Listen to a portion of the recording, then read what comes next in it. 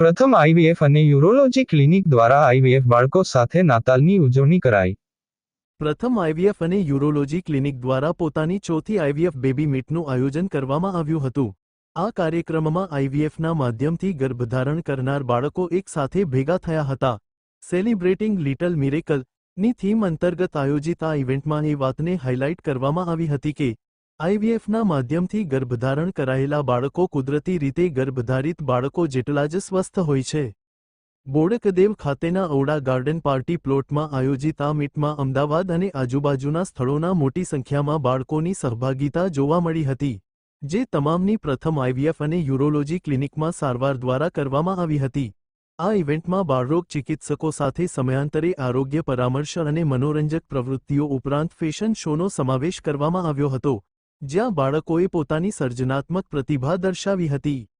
આ કાર્યક્રમના મહત્વ વિશે વાત કરતા પ્રથમ આઈવીએફ અને યુરોલોજી ક્લિનિકના સ્થાપક ડિરેક્ટર ડો. ધર્મેશ કાપડિયાએ જણાવ્યું હતું કે વંધ્યત્વ એ ખૂબ જ સંવેદનશીલ મુદ્દો છે અને સારવાર દરમિયાન યુગલો જે ભાવનાત્મક અને શારીરિક પડકારોનો સામનો કરે છે તે અમે સમજીએ છીએ। આ અનોખા કાર્યક્રમનું આયોજન દર 2 વર્ષે થાય છે।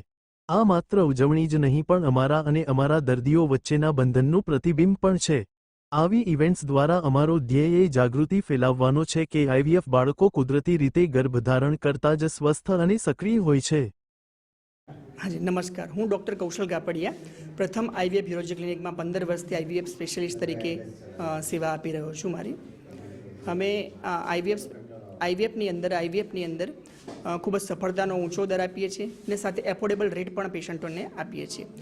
તેમજ પેશન્ટો જોડે અમારું કનેક્શન પણ સારું રહે છે, જેથી અમે પેશન્ટોને ઘણા સમયે અમે આ રીતે ગેટ ટુગેધરનું આયોજન કરતા હોઈએ છીએ, જેથી પેશન્ટો જોડે અમારો કોન્ટેક્ટ બનેલો રહે અને અમને પણ મોટિવેશન મળે કે અમે પણ આવું સારું કાર્ય કરતા રહીએ। એટલા માટે જ અમે આ ક્રિસમસનો તહેવાર છે એટલે એના કારણે જ અમે આ ફેશન શો અને ગેટ ટુગેધરનું આયોજન કરેલું હતું, જેમાં 250થી વધારે બાળકો જે આઈવીએફથી જે એમનું પ્રેગ્નન્સી કન્સીવ થયેલી છે તેવા બાળકો આવેલા છે અને તે બધા જ હેલ્ધી છે, તંદુરસ્ત છે અને એમને કોઈ તકલીફ નથી। જે પણ એક ઉદાહરણરૂપ છે કે આઈવીએફથી જે મિસકન્સેપ્શન છે કે આઈવીએફથી થતા બાળકોમાં ખોડખાપણ હોય છે એ પણ આપણે દૂર કરી શકીએ આવા ગેટ ટુગેધરના કારણે, અથવા તો જે લોકો પણ એને જોઈ શકે કે પછી આ રીતે તકલીફ આઈવીએફના જે બાળકો જન્મેલા હોય એમને કંઈ હોતી નથી અથવા તો ખોડખાપણ નથી હોતી।